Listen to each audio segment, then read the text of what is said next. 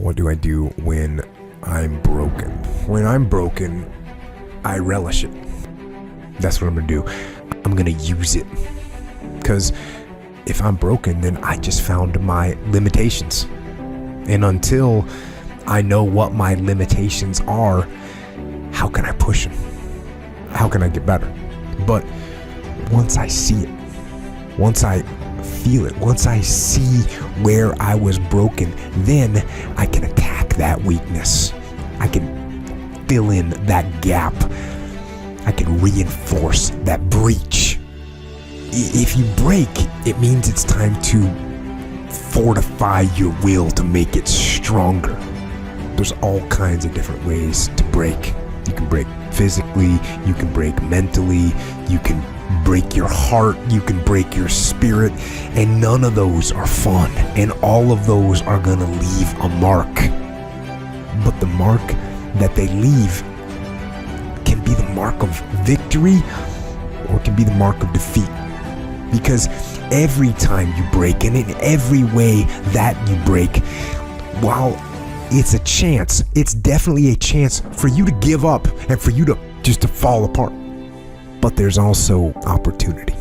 There's opportunity to get stronger and get smarter and get faster and get tougher and get more stable and get more resilient and get better.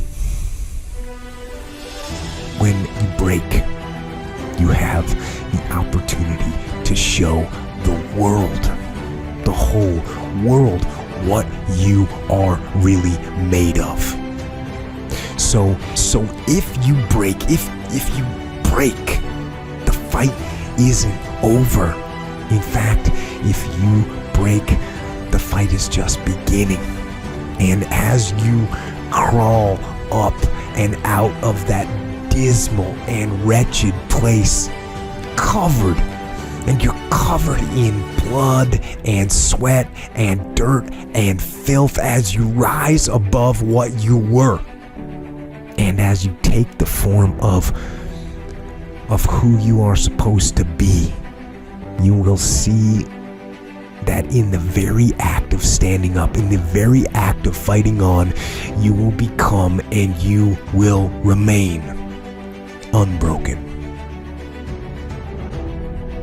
Things go wrong, they always seem to happen at once, and they just compound on top of each other. And it's pretty easy sometimes to feel beaten when you're faced with all those issues and all those problems, and they all hit you at the same time. But let me tell you, that doesn't mean give up. In fact, it means the opposite. It means it's time for you to fight harder, to dig in. It means it's time for you to go on the warpath. And that starts with one of the fundamental laws of combat leadership: prioritize and execute. What's the biggest problem? What's causing the most stress? Family? Okay. Sit them down. Explain where you are at. Be blunt, be upfront, and then give them the simple plan of how you're going to get things back on track. Don't sugarcoat it. You give it to them straight. Next, you got some late payments. Call those creditors up. Explain to them what's going on. Set up some kind of a minimum payment plan so you can start making some progress and get them off your back. And then you got your job. Right? You're falling behind at work. Okay, talk to your boss. Face it. Tell him that you're going to step up your game. Tell him you're going to be at work early, you're going to be at work late, you're going to be at work during lunch, you're going to be wherever you need to be whenever he needs you to be there. Tell him you're going to get after it.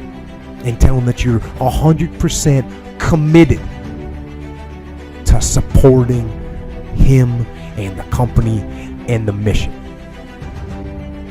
and then you get started. And I'm going to tell you right now, it won't be easy. It will be hard because life is hard. That's what life is. And these challenges that you face, they're going to do their best to take you down. Do not let them. Stand up, dig in. Line up those problems and confront them. Face them. Fight them. Do not let them bring you down. In fact, let those challenges raise you up. Let them elevate you. Let their demands and their trials make you stronger. Let the adversity you face today turn you into a better person tomorrow. So in the future, you look back at these struggles and you say to them, you made me better. Hey, what does Ryan Seacrest, Tom Cruise, Oprah, Steven Spielberg, Donald Trump, Joan Rivers, Warren Buffett, Gordon Ramsay, Michael Jordan, Kobe, Tim Tebow, they all have one major thing in common, dude. These people hammer. They beat it to death, okay? Look at Tom Cruise, man. Look at his career. He works constantly. So look, you want to get your work ethic so high that people actually admire you. I'm going to ask you a question right now. Because of your unbelievable work ethic. If you can't answer yes to that, man, you're not going to get in that top 10%. You got to get to the top. People need to know you for one major thing first. He works. He produces. The guy's there every day. The guy's pushing and shoving. Because the truth is, no matter how good your ideas are, how good your art is, or how good your skill set is, if you're not working, man, if you're not vibrating at a frequency that people say, my God, how does that guy do all that? If you're not vibrating at that rate, 10x levels, massive action, tremendous work ethic that's just a muscle now, and it's just a discipline in your life, and it's a way, it's a normal way that other people think is abnormal. Look, if you're not working at that level, you're not going to make it. Get your work ethic in, man. It's the American way. Work ethic. What I could control was my work ethic. You've heard me speak many times about outworking everybody, but I think that just feels good when we hear it, but most people don't take it seriously. If you think that I have a little bit of success in my life, I can tell you what I attribute it to.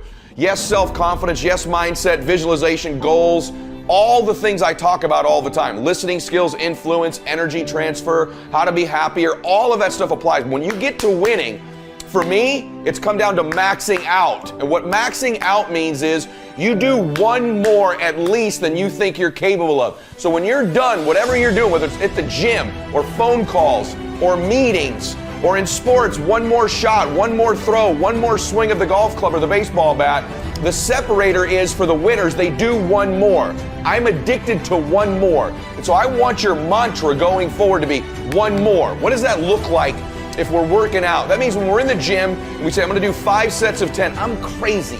Like I'm a psycho because I wanna win. I wanna be somebody. I wanna separate. I wanna compete. And the way I do that isn't with my giftedness, because I wasn't born with a bunch of gifts, and I think gifts are crap.